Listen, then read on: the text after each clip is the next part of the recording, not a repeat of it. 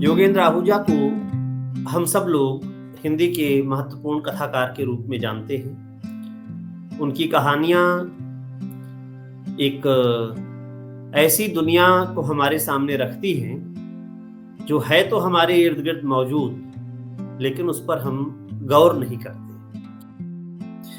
तो अगर आपकी दिलचस्पी एक ऐसे गद्य में है जो बहुत आत्मीय है, जिसमें एक लेखक बार बार अपनी अंदर की दुनिया में वापस जाता है, अपनी रचना प्रक्रिया के बारे में बात करता है, अपने पुरखों के बारे में बात करता है, अपने पहले के रचनाकारों और रचनाओं ने उसके जीवन को, उसकी संवेदना को कैसे प्रभावित किया, उसके बारे में बात करता है, तो ये एक बहुत महत्वपूर्ण किताब है जो इस बीच आई है। नमस्कार, मैं हूं अवधेश और नई धारा समीक्षा के इस अंक में आपका बहुत बहुत स्वागत है। आज जिस पुस्तक की चर्चा मैं कर रहा हूं वो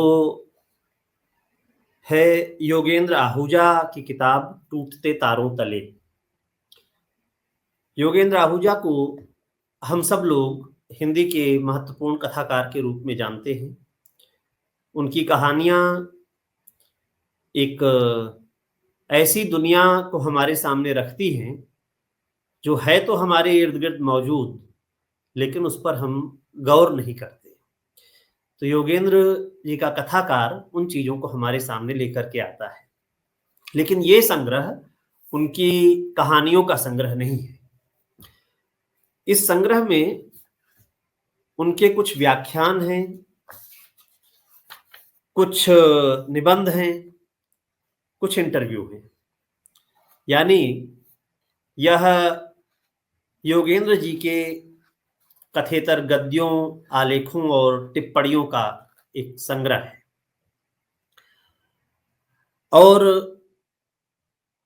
इसको जो इसका शीर्षक है उसके जरिए ही हम देखने की कोशिश करें तो हिंदी में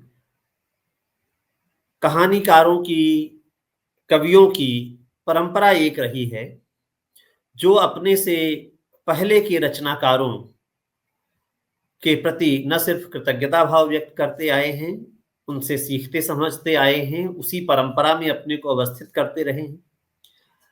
और ये किताब भी उसी श्रृंखला में है। जो इस कविता संग्रह का शीर्षक है वह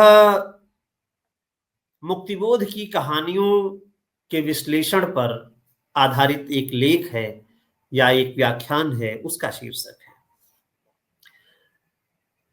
और जितना मैंने पढ़ा और समझा है अभी तक, फिलहाल मुक्तिबोध की कहानियों के बारे में इतना आत्मीय ढंग से विचार करने वाला कोई आलेख मेरी निगाह में नहीं गुजरा है। आत्मीय ढंग से कहने का आशय यह है कि आपको मुक्तिबोध की कविताओं पर तो बेशुमार अच्छे लेख मिलेंगे, ऐसे लेख मिलेंगे जिनमें मुक्तिबोध की कविताओं का बहुत गहन विश्लेषण है, लेकिन कहानियों के बारे में जब चर्चा होती है तो आम तौर पर बड़ी विद्वतापूर्ण कुछ बातें कह करके लोग छुटकारा पा जाते हैं, क्योंकि मुक्तिबोध की कहानियों में प्रचलित अर्थों में जो कहानीपन है वो थोड़ा कम है। कई बार ऐसा लगता है कि वो स्टिल फोटोग्राफी जैसा है। लेकिन योगेंद्र जी मुक्तिबोध की कहानियों पर जब बात करना शुरू करते हैं तो एक एक कहानी को वे इस तरह से पाठक के सामने रखते हैं कि न सिर्फ हम उन कहानियों को नई रोशनी में पढ़ना शुरू करते हैं, बल्कि उन कहानियों से एक अलग तरह का लगाव भी बन जाता है। इसके अलावा कई जगहों पर इन्होंने जो व्याख्यान दिए हैं वे व्याख्यान इस संग्रह में संकलित हैं। और जैसे एक रमाकांत स्मृति व्याख्यान है जिसमें वो जो कविता की दुनिया है और जो कहानियों की दुनिया है, इसके बीच का जो अंतर संबंध है, कैसे जो कथाकार है वो भले उसकी विधा अलग है, लेकिन वो रोशनी जो हासिल करता है, जो कहा जाए तो भावनाएँ हासिल करता है, उसके लिए वो कविता की ओर जाता है।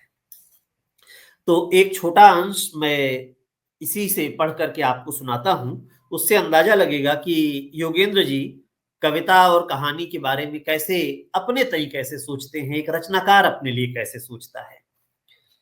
मैं एक कविता प्रेमी हूँ। मेरे मित्रों में भी कवियों की एक बड़ी तादाद है और दुनिया की तमाम भाषाओं और दूरस्थ देशों की कविताएँ पिछली शताब्दी की विश्व कविता मेरी चेतना का हिस्सा है। फिर भी खुद कहानियाँ क्यों लिखता हूँ? इसके कारणों को मैंने मनोविश्लेषण में ढूँढ कर निकाला है। बचपन की एक तन्हा दोपहरी में फर्श पर लेटा पसीने से तरबतर एक कहानी पढ़ रहा था।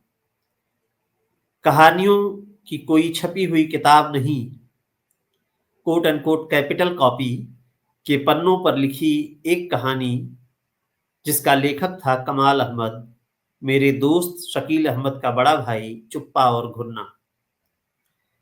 वह कॉपी शकील ने मुझे उससे छिपा कर दी थी, इस ताकीद के साथ कि जल्दी से जल्दी उसे पढ़कर वापस कर दूं।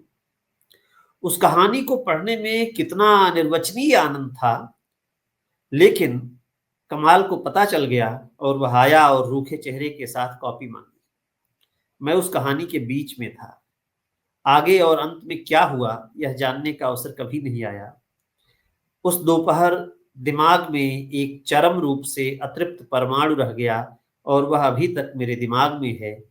उसे शांत करने के लिए कहानियाँ लिखता हूँ और तब तक लिखते रहनी होंगी जब तक वह शांत ना होगा। तो इस तरह से कविता की दुनिया से वाकिफ होना, कविता से प्रेम करना, पूरी दुनिया की कविताओं के बारे में जानकारी रखना, उन्हें पढ़ना, लेकिन अपने भीतर जो एक फांस है कहीं, जो एक खलिश रह गई, जो एक अतृप्ति रह गई, उसे पूरा करने की कोशिश, उसकी तलाश, ये उन्हें कहानीकार बनाती है। इसी तरह से जब वो मुक्तिबोध की कहानी क्लॉड इथरली के बारे में चर्चा करते हैं, तो मुक्तिबोध की कहानी क्लॉड इथरली में एक ऐसे व्यक्ति के बारे में है जिसने हिरोशिमा और नागासाकी पे बम गिराया, ऐसा मुक्तिबोध की कहानी में है और वो बाद में पागल खाने में है। तो उसमें कुछ फैक्चुअल गलतियां हैं। फैक्चुअल गलती ये है कि क्लॉड इथरली जिस जहाज ने बम गिराया उस जहाज का पायलट नहीं था, बल्कि वह उस जहाज का पायलट था जो उसके पीछे बैकअप के रूप में था और यदि पहला हमला असफल होता तब उसे बम गिराना था। और मुक्तिबोध अपनी कहानी में उसे क्लॉड इथरली को न सिर्फ बम गिराने वाला बल्कि उसके बाद पूरी दुनिया में, खास करके उसके अपने देश अमेरिका में उसकी जय जयकार हो रही, उसे एक राष्ट्र के हीरो के रूप में देखा जा रहा है और वो अंदर से खोखला होता जाता है और अंततः पागलखाने पहुंचता है। तो जब इस पूरी कहानी की चर्चा योगेंद्र जी करते हैं तो ये कहते हैं कि क्या ये जो फैक्चुअल गलतियां हैं, जो तथ्यात्मक गलतियां हैं, क्या ये उस कहानी को कमजोर करती है? क्या ये उस कहानी को कमतर कहानी बनाती है? और इसका जवाब ये है कि नहीं, क्योंकि कहानी तथ्यों से छूट लेकर के जो हमारे आसपास चल रहा है उसे दिखाने के लिए और ज्यादा रेखांकित करने के लिए तथ्यों से छूट लेकर के भी लिखी जा सकती है। इसलिए ये कहानियां बड़ी कहानी बनाती हैं और आप जब देखते हैं कि ओपेनहाइमर जैसी फिल्म जब आती है तो ओपेनहाइमर का जो आत्मसंघर्ष दिखाई पड़ता है, क्लॉड इथरली कहानी उससे कहीं ज्यादा गहरे आत्मसंघर्ष को रेखांकित करती है और वो कहानी पढ़ना अपने आप में एक भीषण अनुभव से गुजरना है। योगेंद्र जी उस कहानी को बहुत सरल सहज ढंग से पाठकों के लिए खोलते हैं और ये कहते हैं कि आप उसे जरूर पढ़ें। तो अगर आपकी दिलचस्पी एक ऐसे गद्य में है जो बहुत आत्मीय है, जिसमें एक लेखक बार-बार अपनी अंदर की दुनिया में वापस जाता है, अपनी रचना प्रक्रिया के बारे में बात करता है, अपने पुरखों के बारे में बात करता है, अपने पहले के रचनाकारों और रचनाओं ने उसके जीवन को, उसकी संवेदना को कैसे प्रभावित किया, उसके बारे में बात करता है। और एक ऐसा निष्कवच कथाकार आपको दिखाई पड़ता है जिसके सामने मतलब जिसके पास कोई प्रिटेंशन नहीं है, कोई बनावट नहीं है और वो उसके भाषा में, उसके गद्य में, उसके कथन में दिखाई पड़ता है। तो अगर आपकी दिलचस्पी इस तरह के गद्य को पढ़ने में है, तो ये एक बहुत महत्वपूर्ण किताब है जो इस बीच आई है। नवारुण प्रकाशन ने इसे प्रकाशित किया है। आप लोग इस किताब को ज़रूर पढ़ें, इसमें बहुत कुछ सार्थक है, ख़ास करके उन लोगों के लिए भी जो नया-नया लिखना शुरू किए हैं, जो अभी कहानी लेखन की प्रक्रिया से गुज़र रहे हैं, उनके लिए भी बड़ी महत्वपूर्ण किताब है। बहुत-बहुत धन्यवाद।